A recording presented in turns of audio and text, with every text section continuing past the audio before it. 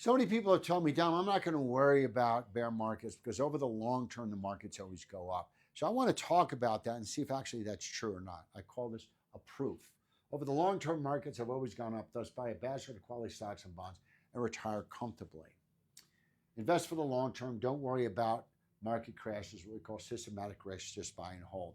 Well, can you, over the long term, buy and hold will result in a successful retirement?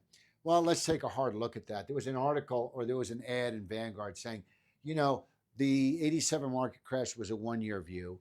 But if you look over the long term, um, if you look over the long term, markets have always gone up. This is a picture of the stock market really from 1913 to really 2010, the end of 2010. And you can see the market has gone up. We can see 1929. We could look at the 87 crash, which is just a blip. So it makes sense. So, but here's the problem. The problem is that this chart is written in what we call nominal terms. It's not written in real terms. So we need to adjust this. In other words, this shows us the money, 1913 money in 2010.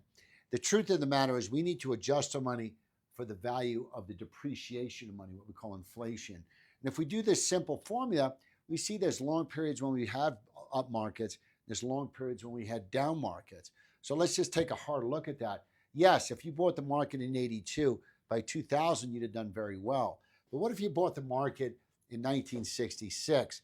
By 1982, you would have really been down 72% in real money. It would have taken you until 1994 to get your money back. And think about this. You were a lot younger 28 years ago than you are today. So to just blindly say over the long term, I'm going to be rich, you really got to think about what that means. What that simply means over the long term, markets always go up. That's simply not true if you adjust for the real value of money. Hopefully this helps.